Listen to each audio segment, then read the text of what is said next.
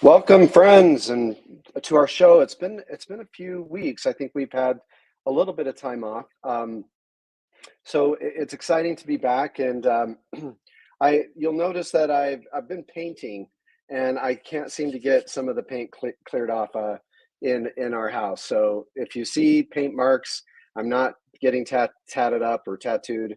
I'm just painting for my wife, who's asked that our walls be painted. So we are in for, I think, a really special treat tonight. We're going to talk about Ukraine, and Mark Johnson and I think Roger Plotho have a lot more experience than I do. I have done a little research for the episode, more around kind of the geopolitical and economic. Economics is a little bit of an area I feel more comfortable with. But before we get started, I just want to remind everybody to subscribe to the channel. And when you do subscribe, some of the our audience have asked, how do I know when you're going to be live or you have a new show coming up? And it's really by subscribing. And then you have to also hit the bell. And when you hit the bell, then you are set to go and you'll get reminders. You can also join Topic Discuss. There are 3 levels, from butters to cups to buttercups. And when you join, you keep our shows moving forward, but also you'll get additional content. We're also giving away for free Mark Johnson's book for your membership, for any level of membership, The Tuesday Night Massacre. I highly recommend that you go ahead and buy this. I like having the hard copy, but you can also buy it. You can download it on Kindle or whatever you like to use electronically. But Mark Johnson's a regular guest on our Cocktails with Roger show, so I wanted to just shout out his book and let you know how excellent it is, and it will give you some insight as to where Mark is kind of coming from. So welcome to our show tonight, and as usual, buckle up, buttercups. You're in for another episode of Topic Discuss.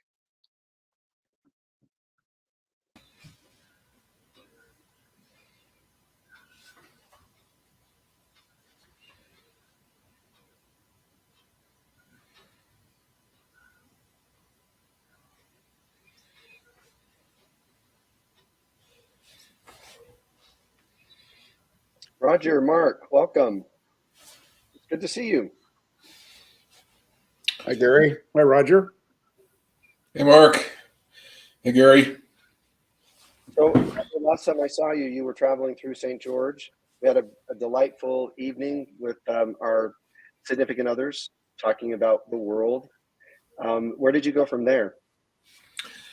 We left St. George and went to see Brad and Stephanie and the grandkids and got home here Wednesday night just in time for more cold weather. Is it snowing up there? No snow, just kind of, it's late winter in Idaho, so it's blustery. But the snow's mostly melted, and so can't complain, but I still will. And Mark, we missed you for a couple of weeks. How have things been for you? Good, Gary. Thanks for your kind comments about my book. We had a little road trip as well. Roger, were you driving all the way to California? Yeah, we did a big circle tour of the Southwest to Southern California, Arizona, back through the Grand Canyon and Death Valley and San Francisco and back to the north coast of Oregon. So we put a few miles on the car, but it was great trip.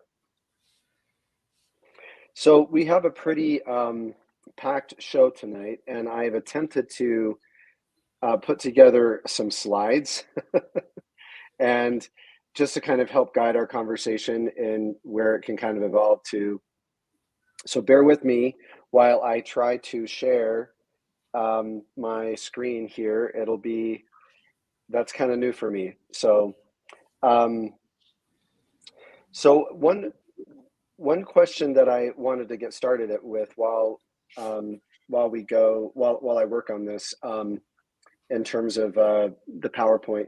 Do you, Mark, have a new book coming out soon? Is that true? Well, I have one in the works, Gary. It won't be out soon. It'll be out, if all goes according to Hoyle, early next year, late this year, early next year. Okay. And can you tell us anything about it, or is it pretty confidential? No, thanks for asking.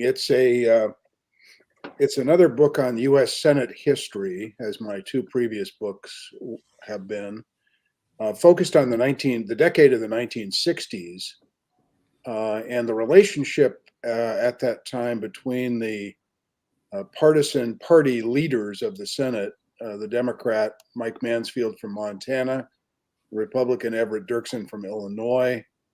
It was an entirely different kind of political environment than we are living through at the moment. A turbulent time in American political history with Vietnam, the Cold War, civil rights movement, political violence, assassinations. But somehow during that period, during the Kennedy and Johnson administrations, Democrats and Republicans in the Senate were able to combine in a bipartisan fashion to do some really remarkable things, including passing civil rights and voting rights legislation, creating Medicare, passing the nuclear test ban treaty during the Kennedy administration, which seems ever more relevant as we think about what's going on in Eastern Europe right now.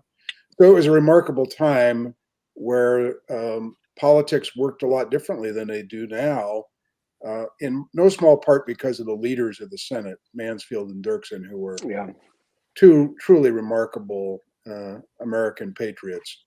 So the book's about them, but it's about how the Senate worked under their leadership. So, Mark, as we kind of move into the topic about Ukraine, and it is so interestingly complicated. I like that Roger, I think, in one of his emails to the group said, so we're going to talk about Ukraine, and yet we really don't, none of us know what the hell's really going to happen anyway, right? And it's true. But what's interesting, I think, historically speaking, is that when you talk about those different kind of legislative, geopolitical things that took place historically, they sound like global-esque in my mind, right? That post World War II, an effort was really established for a new world order, led by the United States, the United Nations, the Allies, that basically said we can work more globally, and we're safer when we work globally if we follow certain rules. And is that part of, two questions, Mark, and then Roger for your comments.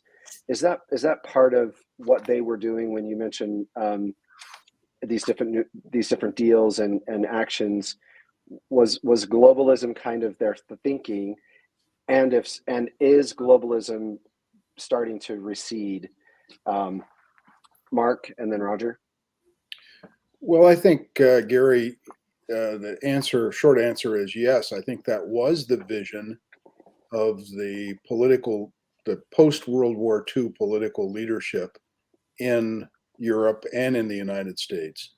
People like Franklin Roosevelt, Harry Truman, Dean Acheson, who was Truman's Secretary of State, George Marshall, famous general and later Secretary of State, architect of the Marshall Plan, Winston Churchill, Clement Attlee in Great Britain, the French political leadership after World War II, maybe a little more reluctant to be in a combined military coalition with the United Kingdom and the United States, but nonetheless there was a real sense that we couldn't afford to have what happened after the First World War repeat itself after the Second World War. And I think a lot of these political leaders had their coming of age moment in the post World War I period, and they saw the collapse of the League of Nations, the idea of collective security not being successful, and they were determined to try to create a system that would work better than that.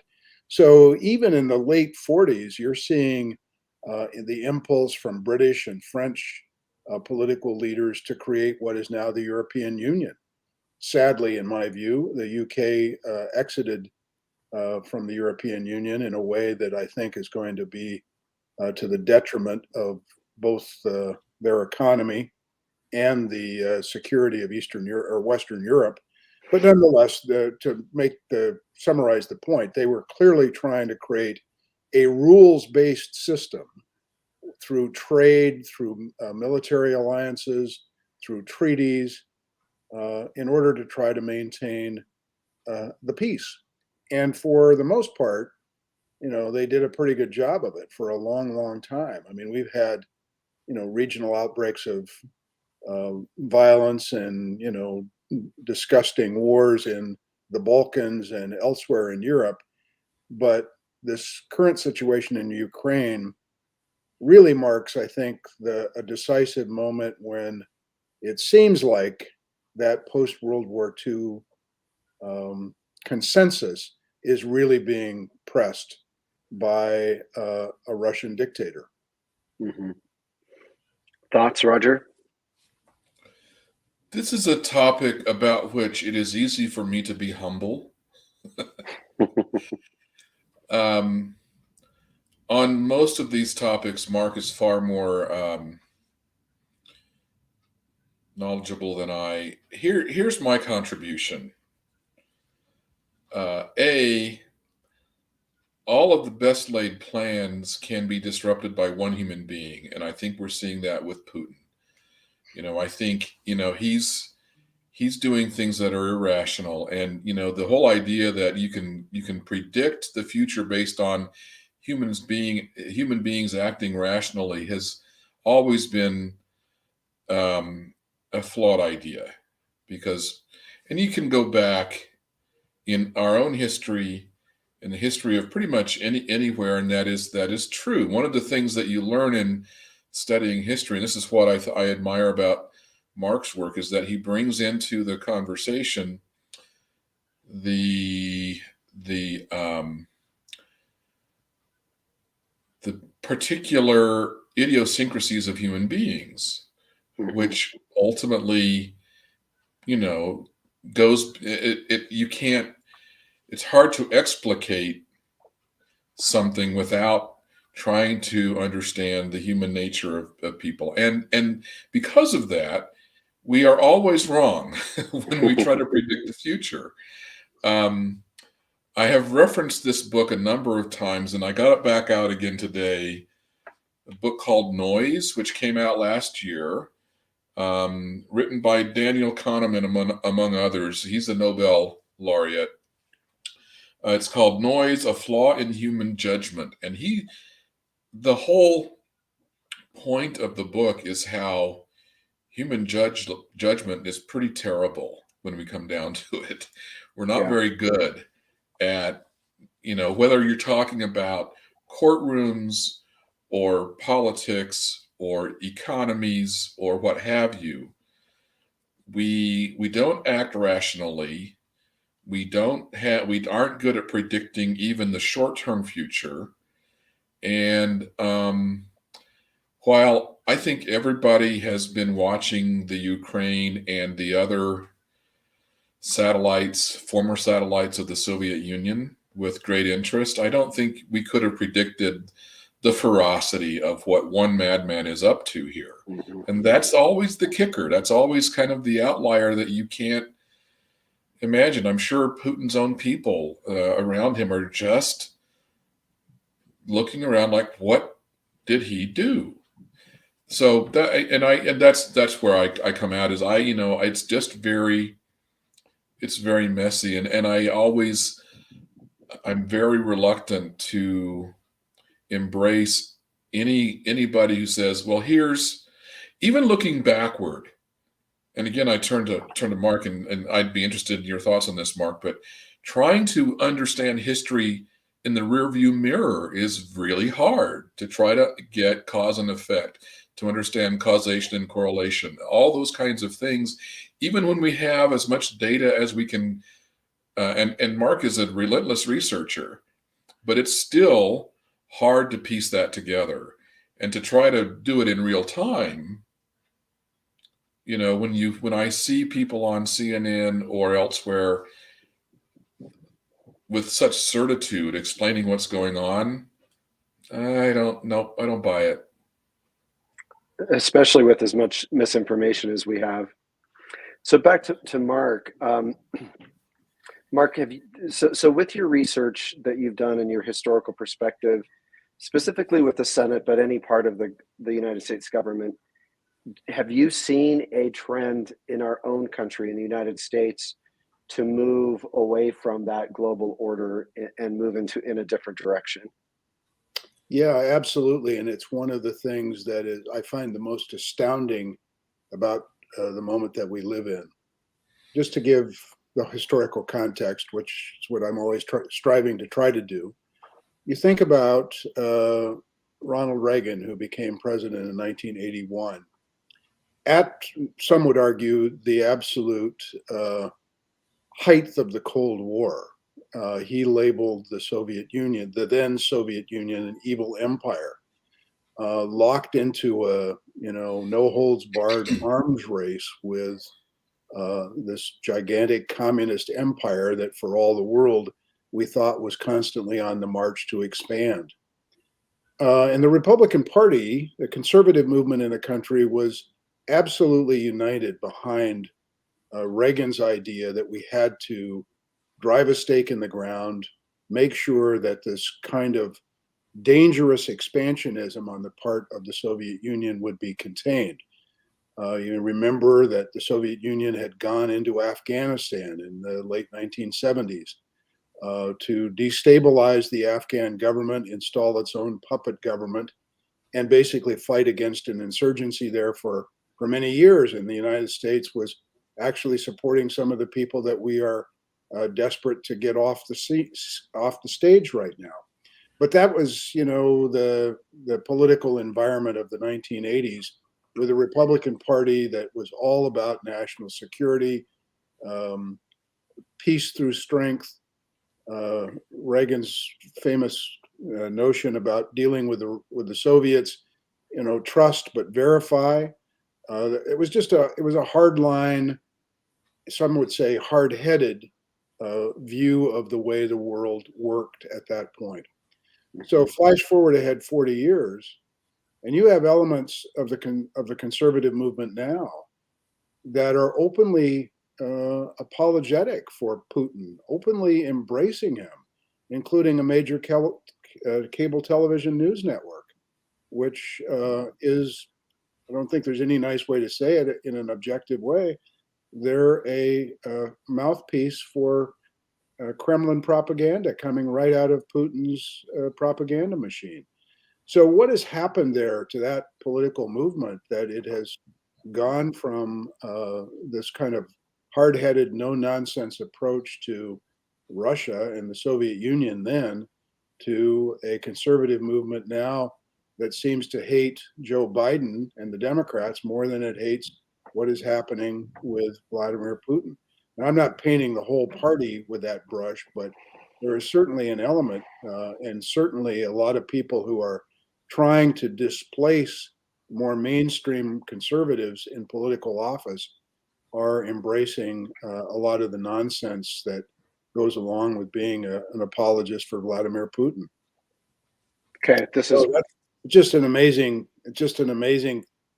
circumstance to me that has happened to a portion of one of our two major political parties. So just last week, Mitch McConnell, among others, has used the phrase that the Republican Party won the Cold War,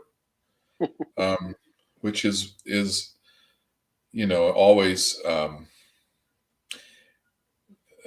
historical revisionism is always fascinating to watch. But in the same breath, they've got their hands full with dealing with Looney Tunes from Fox News and elsewhere, who are inexplicable. And there's just I can't. I'm trying to figure out, is there an economic driver? Is there a financial driver for them that is behind it? What is it? I can't possibly know, but it is nuts.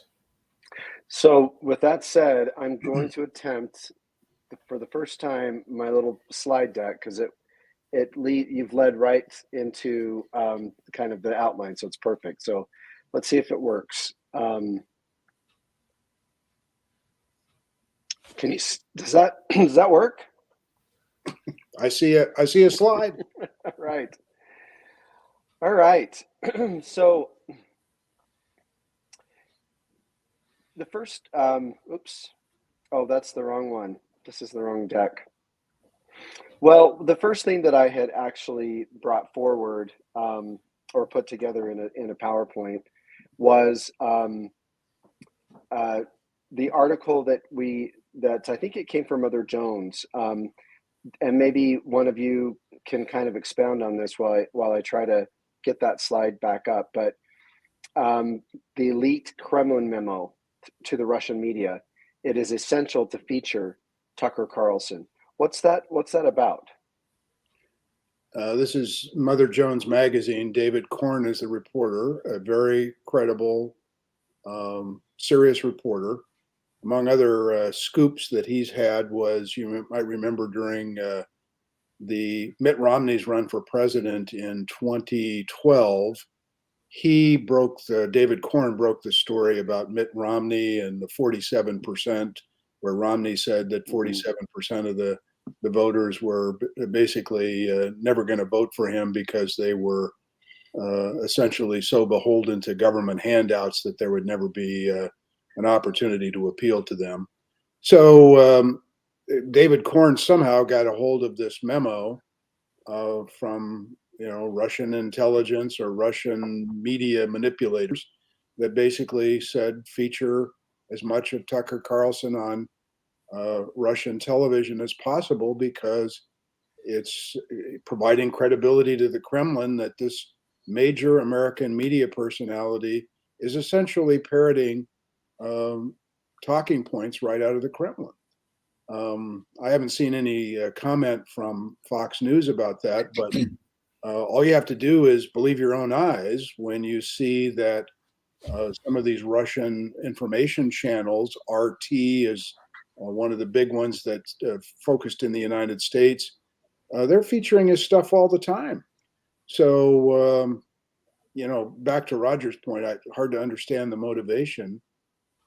Is there a financial motivation? I wouldn't accuse anybody of that, but it's entirely possible. With some of these characters, I think it is completely realistic to think that they are receiving compensation in some form from these sources.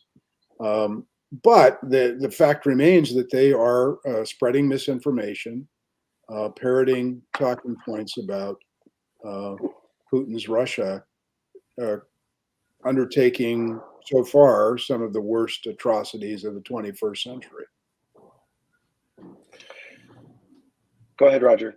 Well, I was just going to say the timing is, so tomorrow I start my spring course at Gonzaga in media literacy and digital.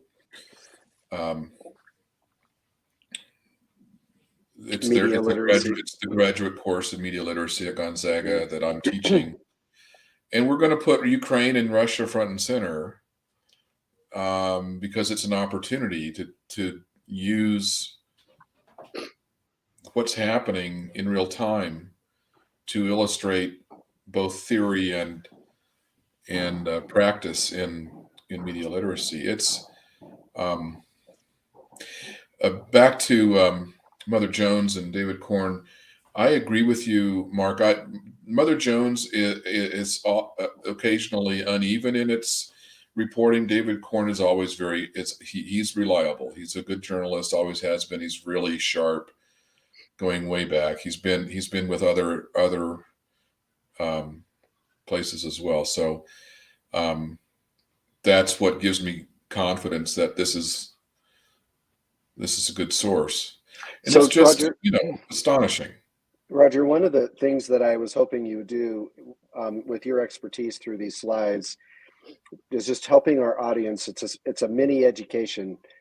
I don't mean for you I don't mean to put you on the spot, but how would you teach our audience in very briefly how to discern that whether this is fake news? I know that there would be definite, Trump supporters or Fox News supporters that would say, well, this is just fake news that came from Russia.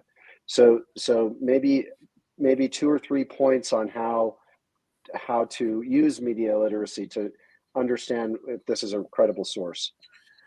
So for a mere $3,000, and getting admitted to Gonzaga's graduate school, you can take my class. But for free, I'll give you some basics. And the first is really simple. It's a conversation that we've had before. What's the source? What's your source? Where does it come from? And that's why I referred to Mother Jones. I have some personal experience with Mother Jones that was a little uneven. But what you get down to is who's the reporter? What's their track record? How have they done in the past? What sources do they cite or not cite? I'm always uncomfortable with unnamed sources, but sometimes they are essential to the process. But I think you start with what's the source? And this is going to sound overly simplistic, but at this point, if the source is Fox News, run away. And I don't know how they got there, because they have in the past had a handful of decent journalists there. They've pretty much all left. But that's what I mean. So that's what I'd start with, Gary, is just understand. And there's a whole, like I said, it is not simple. I give, in my community college course, I do about a week and a half on media literacy, and that's a good, introduction. But I do 8 weeks of heavy, graduate level work. And can anyone sign up for your class? If you have to go, it's part of the communication and leadership studies graduate program at Gonzaga. So okay. It's not a, but but on my YouTube channel, some of my lessons are there for anybody to look at, including one on news literacy, which is about a 60-minute overview of news literacy and how to identify. I'll send you the link to that. Yeah, and I'll put it in the show notes. So I didn't get a chance to look, and maybe Mark or Roger, if you did, I'd like you to comment on this source. So a leaked Kremlin memo. How do we verify that source?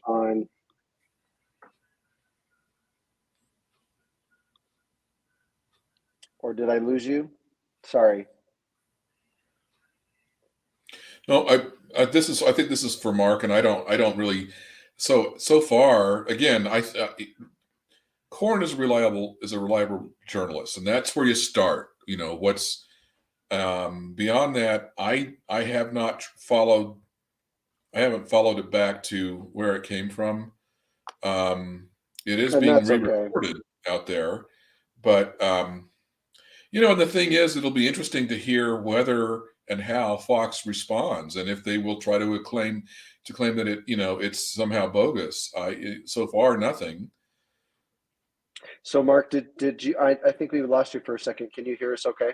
I can. Yeah. Sorry. Okay. Do you happen to know much about the source on this? Only what is written in the article, which is that it was a document obtained from high-level Kremlin sources. They note in the story that they're not releasing the document because it would be clear what the source of the information was, and they're obviously, it seems like they're trying to protect their source. So I'll just add a couple of thoughts to what Roger said. He's the expert in dissecting, media literacy. But you just ask yourself some simple questions. Does it have the ring of truth to it?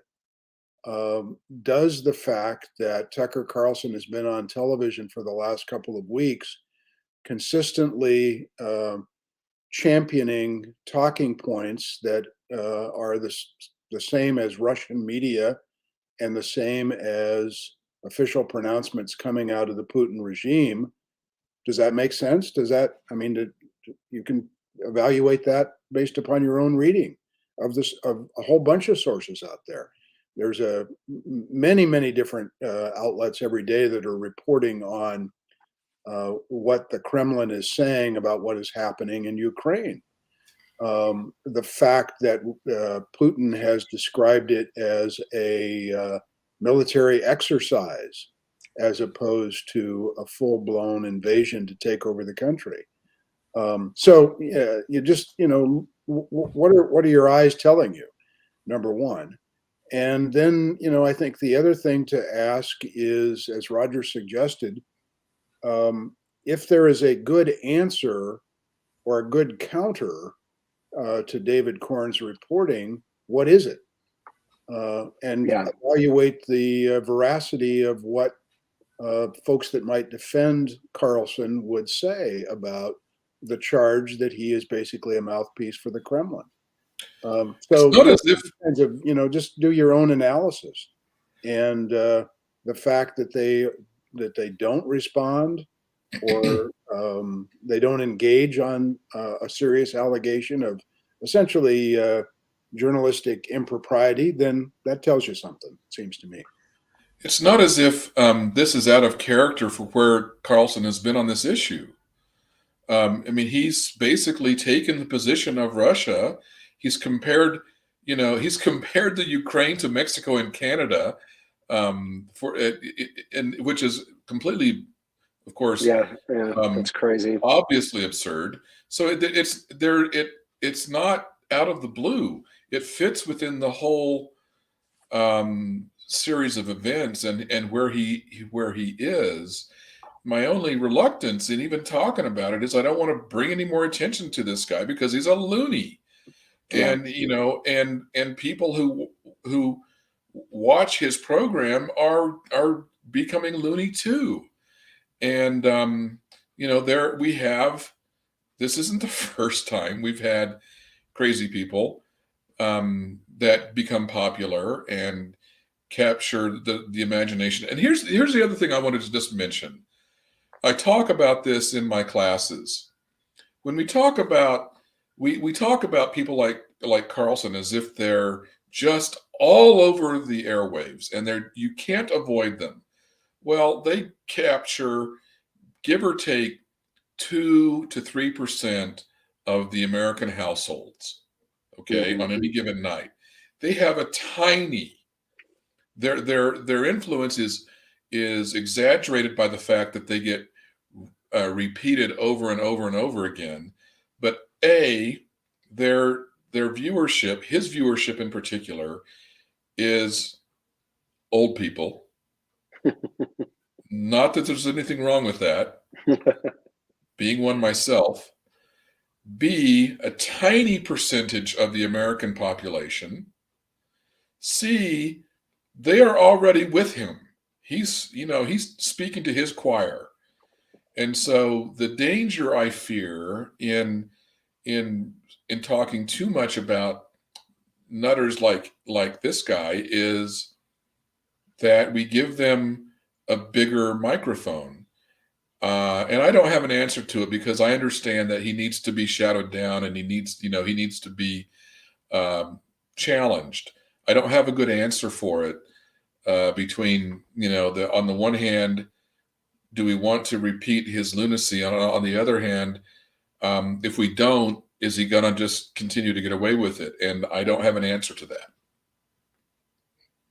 Well, we can clarify tonight that essentially he's a useful idiot to Putin. Yeah, whether the memo is accurate or truly factual does not belie the fact that he is spreading information in a way that is useful to a country that is acting absolutely contrary to American and Western democracy's interests in Ukraine. That is not debatable. Right. That's not. That's the bottom line, Mark, is that's what's going on, regardless of, and when you start getting into the motivations, it starts getting pretty strange, but there's no debating that point, Mark. Has Tucker Carlson gone so far as to even peddle the propaganda from Putin that that Russia's just there to liberate the Ukrainians from Nazis? I don't think he's gone that far.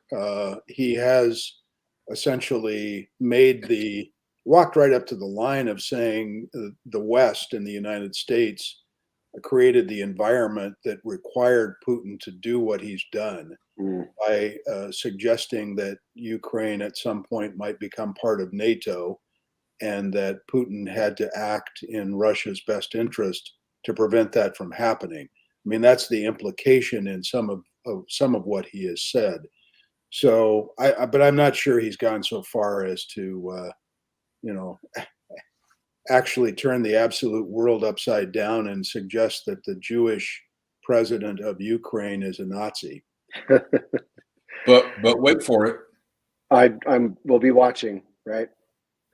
So the other thing that's interesting about this whole world of kind of misinformation, propaganda, Putin, by the way, for some research economically that I've done, and includes the reality that Russia's GDP is the same size as Texas, right? And so this truly would be considered a third world country, with a leader who is trying to hold on to, I don't know, it's not even like he wants to create the USSR again. He wants to create Peter the Great, 19th century Russia.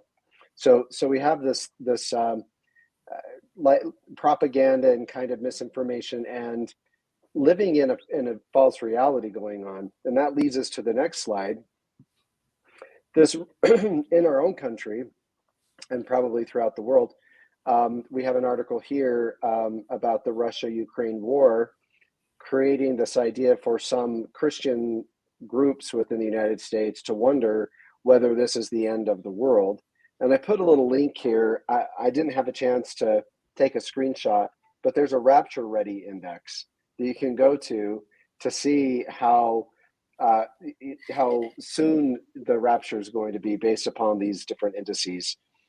And before we kind of comment on this article, I find it interesting because I have seen in some news outlets, particularly conservative news outlets, that that some conservative religionists are happier with Putin than they are with any Democrat, right, Biden or whoever, because Putin has used the government to support the Russian Orthodox Church, which again is mind-blowing, right? Because we have a constitution that states the government will not use its power or make any laws to support or buoy up any one religion.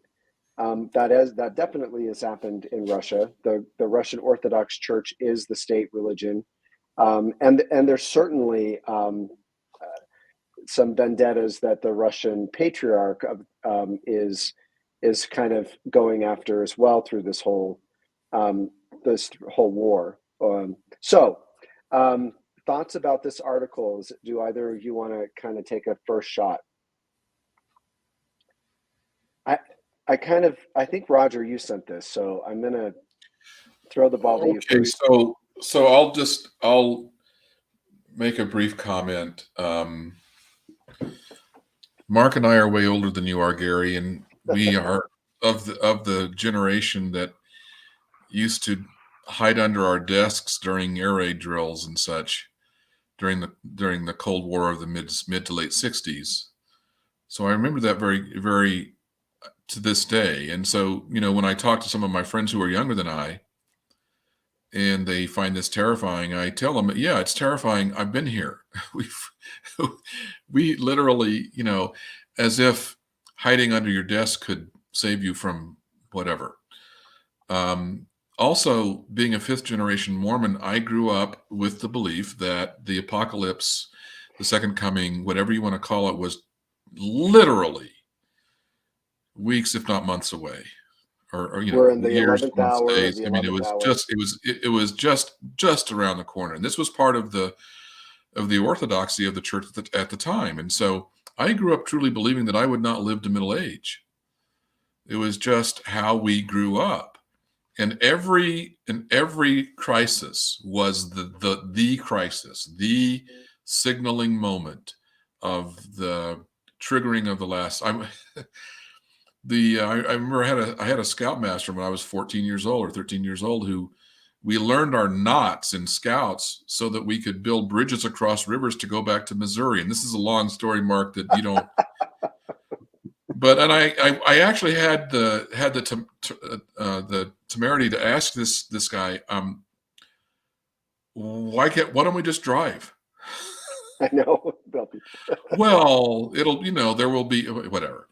So this is nothing new to me, and it's nothing new to evangelical or fundamentalist Christianity in any way.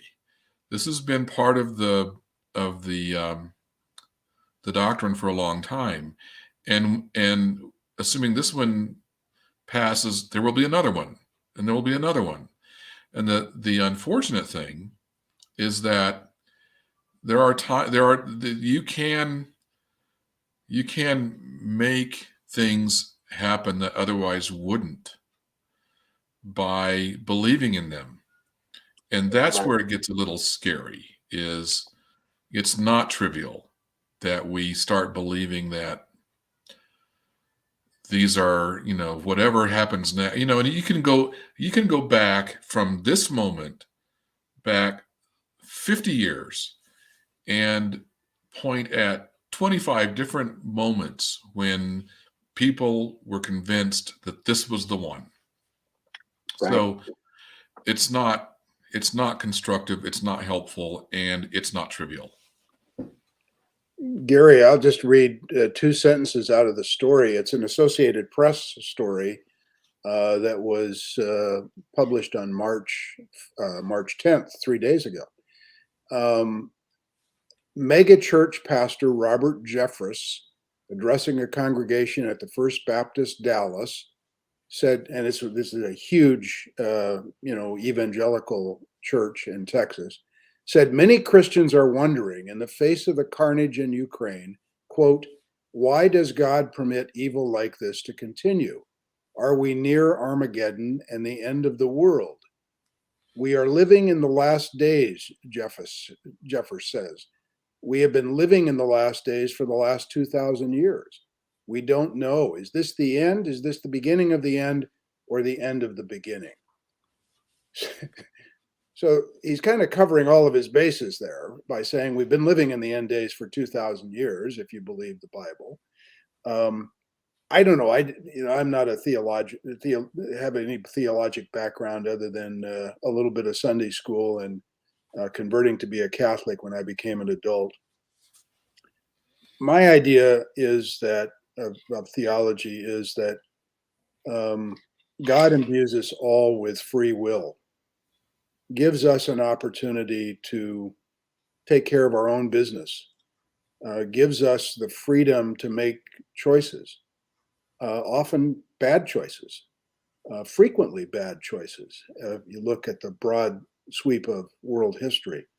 So the idea that there is some master plan that is being executed kind of leaves me cold. And it kind of, to pick up on Roger's point about it being dangerous, it kind of removes the responsibility from individual people to deal with evil when they see it and Yeah, where they can deal with it. it's So true. sort of like, you're washing your hands. Well, it's ordained. It's going to happen. Well, I don't believe that. I think we have a responsibility to do what we can to try to prevent evil, to meet it when it rears its ugly head, as it is now in Ukraine and many other places around the world, and not, be content to say, well, it's some part of some master plan by a heavenly being that is orchestrating all of this. I, I, I just kind of refuse to believe that. Well, Mark and I actually I think there is data to support the belief that most people feel that way. Most people believe in that we can take action and we have free will and we can change the course of events. It's the worry is that are there enough people who don't believe that to cause mischief and Yeah. to allow mischief to happen? And that's where it doesn't become trivial that there are people who believe this kind of thing, particularly people in positions of authority or decision making. But I do believe that the vast majority of people, even in a very conservative society like ours, America, compared to other first world countries, we are very conservative. Still, there are more. I think this is true. More thoughtful, sane people than lunatics so far.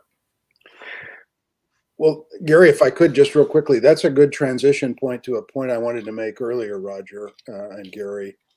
There is a cultural component to this embrace of Putin by some people on the conservative right. Uh, the Russian regime under Putin has cracked down on homosexuals.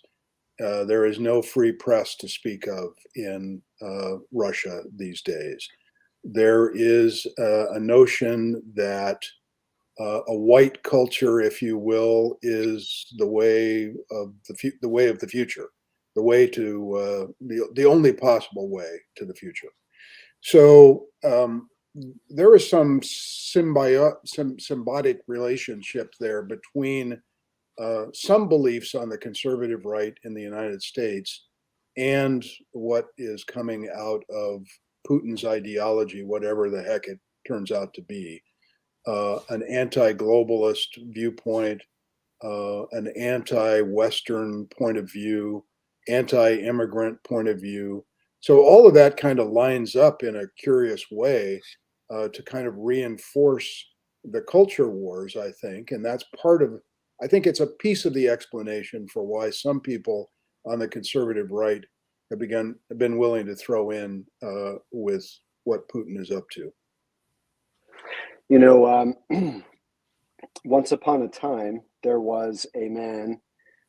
Um, if well, we'll assume the historical Jesus existed. He taught his followers that he would be returning in their lifetime, in their generation. And a man named Paul, in fact, Paul's very first writing was to the people of Corinth. And the reason he was writing to them is they were all kind of freaking out, pissed off, if you will, because their generation were aging and dying, and they believed they had been told that Jesus would be coming again in their lifetime.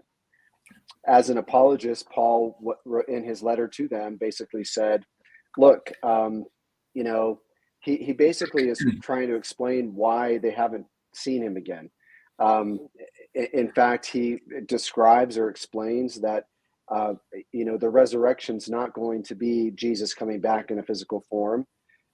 Bodies celestial, bodies terrestrial. For those Mormons that know that passage in Corinthians is not about kingdoms of glory. It's about Paul trying to explain away why Jesus has not returned. And to some scholars, he was basically saying he already has returned, but his return was spiritual. To other scholars, and maybe to other religions, he was saying his return will happen later, his physical return. But since the days of Paul, people have been waiting for Jesus to return again. So if we'll go on to our last topic, which I think is the most important, and it's an excellent blog post by our own Mark here, titled the Ukraine Memory Hole. And I'm going to just quote something that you wrote in your blog, and then leave it to you, Mark, to walk us through your blog post. But I'll just read here. We have the evidence to prove President Trump ordered the aid withheld. He did so to force Ukraine to help his reelection campaign. We can and will prove President Trump guilty of his conduct of obstructing the investigation into his conduct. So I'll turn the time to you, Mark, to highlight your blog post and take it whatever direction you want to. Well, thank you, Gary. I was motivated to write about the Trump impeachment related to Ukraine this week, because it seems to me to be at the center of basically everything we've been talking about since we began this episode. You have to go back to the 2016 Republican convention, when a guy named Paul Manafort, who had recently come on Trump's campaign staff as an unpaid volunteer, and to manage the campaign. Manafort is a long time Republican operative who had been involved in lots of presidential campaigns and other campaigns. But at the time that he joined the Trump campaign, he was a lobbyist for a group of oligarchs in Russia that were interested in regime change in Ukraine. And he, among other things, was at the center of changing language in the Republican platform in 2016 to basically downplay the U.S. support for Ukraine going forward, something that had been a part of the Republican sort of playbook, if you will, for a long time. So, for whatever reason, Donald Trump and people close to him were motivated to begin to diminish U.S. support for Ukraine as a bulwark, frankly, against Vladimir Putin and his expansionist tendencies in Eastern Europe. So, fast forward to the 2020 campaign and the engagement between Trump and Vladimir Zelensky, related to Zelensky wanting a White House meeting with Trump for the domestic political purposes of his own, which he wanted to showcase the fact that he had the support of the United States in trying to, resist the efforts that Putin was already making to take over portions of Ukraine in that period. So I just think we have to remember the context of the last 5 or 6 years, where Ukraine has been at the center of American politics in a way that lots of people may not remember, may not have paid attention to at the time, may have thought was just partisan politics at the time of the impeachment inquiry and the impeachment trial in the Senate. I would just remind your viewers that only one Republican, Mitt Romney of Utah, voted to impeach Trump on abuse of power related to his efforts, in my view, to extort Zelensky to launch a investigation of his political opponent, Joe Biden, in exchange for giving Zelensky what he wanted, which was more weapons and a sense that the United States was truly supporting Ukraine.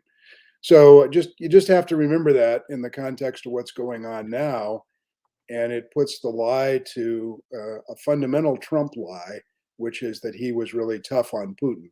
That is maybe one of the lies ever said by any American politician at any time. So just for our audience, I really appreciate your article, your blog post. For our audience, when I hear some of friends and family say, "Well, if Trump were in office, somehow this wouldn't have happened," it is essential to know that Paul Manafort did craft and design. I think, Mark, correct me if I'm wrong, a new Republican platform under the Trump administration that stated clearly it is the Republican platform that we should not give aid or weapons to Ukraine. It is still the party's platform because they did not write a new platform in 2020. It is still the official policy position of the Republican Party. So it is particularly ironic now that you see pretty much chapter and verse Republican politicians, saying we got to come to the aid of Ukraine. We got to be tough with Putin, impose these draconian sanctions, which I completely agree with, by the way, provide weapons to Ukraine. But at a time when they had an opportunity to really support Ukraine, at a time when Zelensky was trying to establish himself as a legitimate opponent of Putin, they went along with the nonsense that Donald Trump had, in my mind, had perpetrated to try to shake him down to get him involved, to get Zelensky involved in domestic American politics. That's what he was really trying to get him involved in. He wanted to have the ability during the campaign to say that the Ukraine was investigating Joe Biden's role in Ukraine. And the fact that Zelensky basically refused to do that, is a testament to his personal integrity, I think. But you just can't divorce what's going on now, I guess, Gary, is the point, from what happened in 2016 and what continued to happen through Trump's presidency with his infamous appearance in Helsinki with Putin, where he was asked about, whether he had confronted Putin over U.S. intelligence findings that the Russians truly had attempted to influence the 2016 presidential election. And standing right next to Putin, Trump said, I don't know, I don't believe that Russia did that. Putin told me that they didn't, and why would they have done that? Going counter to his own intelligence, unanimous findings of the U.S. intelligence agencies, including the findings of the Senate Intelligence Committee, which conducted its own investigation under a Republican control in the Senate and came to essentially the same conclusion. So I don't know what you draw from all of that, but my main point is we can't divorce from what's going on in the headlines today from what were in the headlines in 2016 and up until the 2020 election. So go ahead, Roger. I'm gonna, even though I said I don't know anything about this, which I don't, I will just throw this out. American presidents and secretaries of state and diplomats have been getting Putin wrong from the beginning. This is a true statement. We've been wrong. I mean, George W. Bush said he had seen the man's soul. Well, he apparently saw something that doesn't exist. Obama, famously in an open mic, hot mic situation, assured one of Putin's political partners that he needed to get through the current election, and then he could, deal with Russian stuff. We've been getting him wrong all along, and so that doesn't excuse any of it. That doesn't, that it certainly, and what Trump did is entirely different because it was specifically with regard to Ukraine and Zelensky and all that. But boy, oh boy, we have just been wrong from the start. And you go back and you recall Khrushchev, and you recall, the succession of Soviet leaders. We kind of got them all wrong, more or less. We've underestimated or overestimated in certain ways the Soviets and the Russians, and to our peril. So one thing I just want to just double click on. I didn't realize Paul Manafort volunteered. He wasn't even paid. Do you have more history on that, by any chance? Well, only that they made quite a virtue of the fact that at the time he volunteered, he wasn't being paid. Somehow that, I think cast a glow around him that he was so committed to the Republican effort and Trump's effort that he was willing to do all this work for nothing. Um, at a time when, by all accounts, he was desperately in need of financial backing. His Russian paydays had gone away. He was living a high uh, lifestyle, spending vast amounts of money on, homes and clothing and all kinds of things. And he needed the money, but he somehow was willing to work for Donald Trump for nothing. It didn't last very long.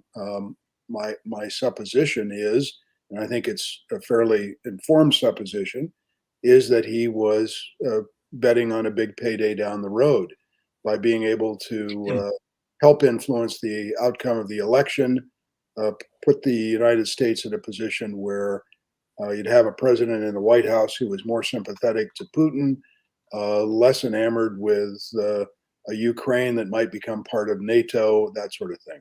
One other Yeah, important thing that you cannot fail to recognize is that Trump was quite open in criticizing NATO, and even suggested that maybe the United States ought to pull out of NATO.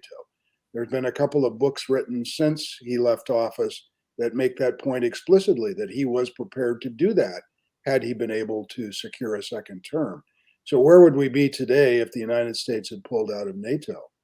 Um, you know, yeah, would have had a free pass to go after Poland or the Baltic states or wherever he wanted to go in Eastern Europe. And of course, the cover story for that is, among others, it was all about just trying to get Germany and others to kick in more Right. to cover their own defense, which Putin has now successfully accomplished. Yep. To Roger's point about getting Putin wrong, though, he's absolutely correct about that. I think we've done a couple of things with regard to Russia or the old Soviet Union. We always overestimated their military capabilities, and we underestimated their political abilities, meaning their ability to kind of manipulate political processes to curry favor with other sort of authoritarian states. The fact that the Trump administration opened the door for Putin to go into the Middle East in a big way to support Assad in Syria. Uh, we've always underestimated their ability to play politics, while always, I think, overestimating their military capabilities, which we're seeing pretty much on the ground now in Ukraine. That they're kind of a military paper tiger with 6,000 nuclear warheads.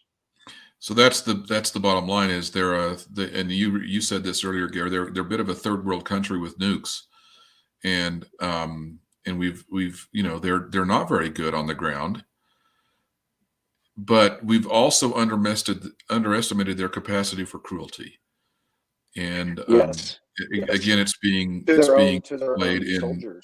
in real time here. And it's not the first time. We just sort of let Chechnya go, but what happened in Chechnya was equally horrific, worse in many ways. And so Or when Putin went into Georgia, or what he's done in Syria, in with Syria, the same exactly, kind of attacking civilians and bombing hospitals that is now happening in Ukraine. So it's what he does, and yep, the so signals are there. now that to be sort of surprised that, oh, what? Well, it's not the first time.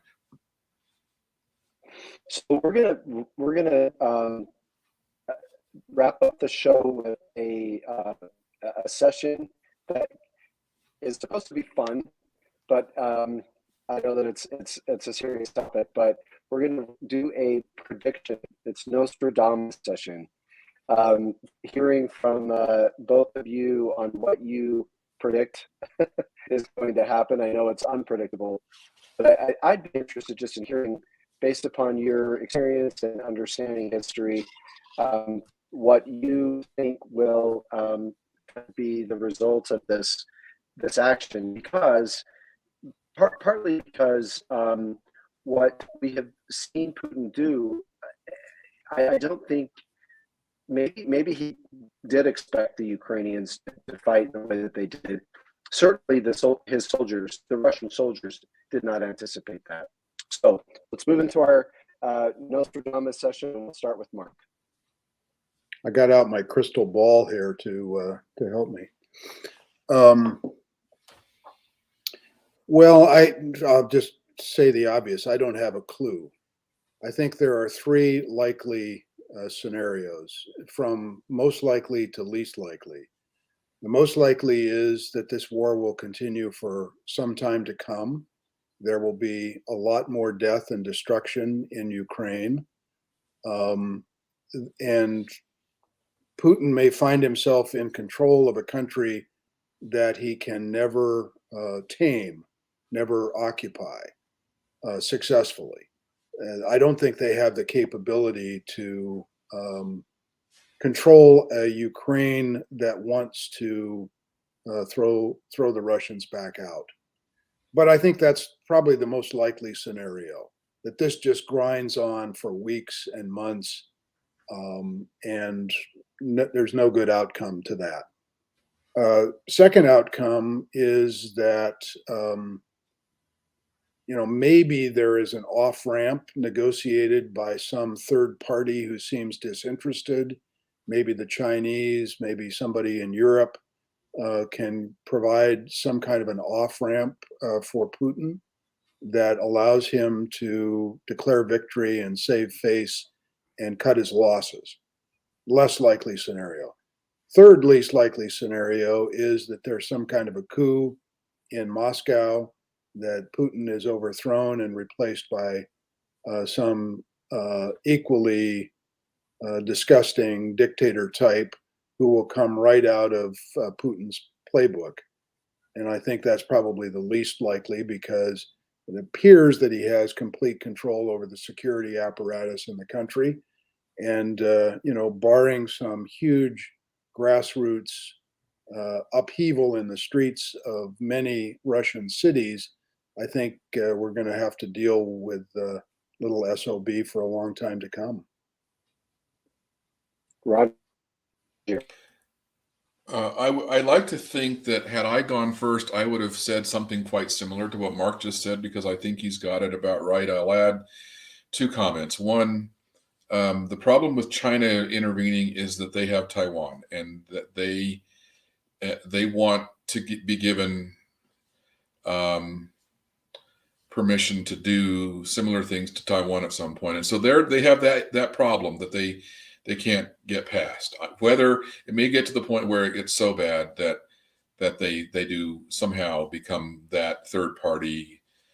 Clearly, Israel isn't doing so well in the process. There may be others.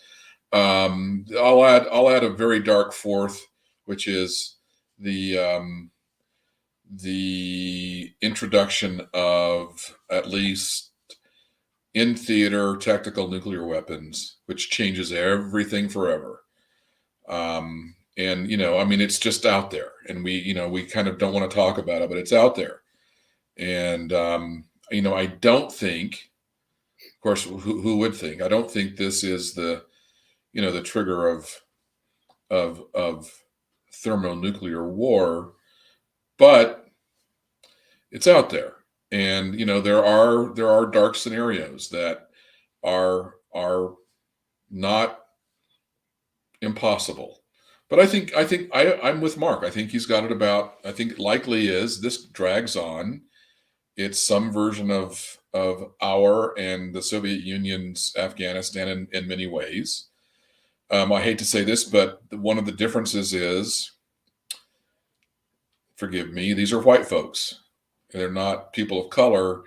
And so we do tend to sadly connect to them a little more readily. And so it does, I think, there is a difference for a lot of Europeans and Americans when it comes to looking at how this is going. It's, we've had similar kinds of atrocities going on in Africa for decades, and we sort of have let it go. One of the reasons this is different is, yes, it involves Russia, but it's white folks, and there is a thing there, sadly. Yeah, so I'll just throw in, my 2 cents. I harken back to our article on, some Christian evangelicals believing that this is the beginning of the end. And I would just echo that and say, I think this is the beginning of the end of Russia. The economic sanctions of Russia, some of the toughest that we've ever seen, is going to be very difficult, if not impossible, to overcome. And so I think that for many different reasons, this really will bring Putin and his regime, and really what we thought about with Russia, to an abrupt end. Now, the challenge geopolitically will be, with that end, what rises up from the ashes, and what forces will that rising force, or that rising fledgling group, align themselves with. Will they align themselves with a global Western, liberal democracy, or with the likes of China? Hopefully, and I'm always hopeful that that they will want to align themselves with liberal democracy. I doubt it. But with that said, I just want to thank you for joining tonight, and it's really great to see everybody again.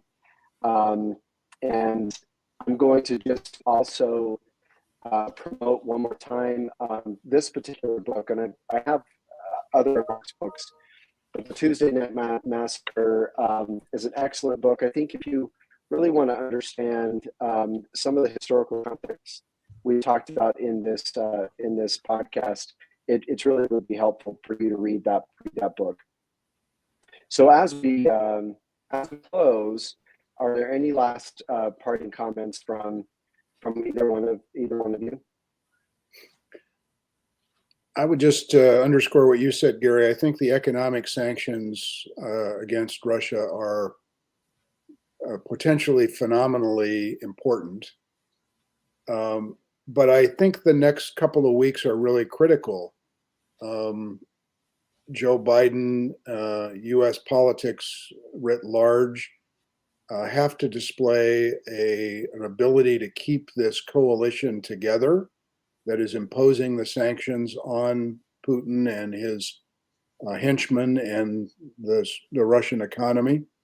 If that were to start to unravel, then it really is Katie bar the door at that point, I think. So I think the next couple, 3 weeks could be really important to see how firm this Western coalition is in standing up to Putin. Roger, last thoughts?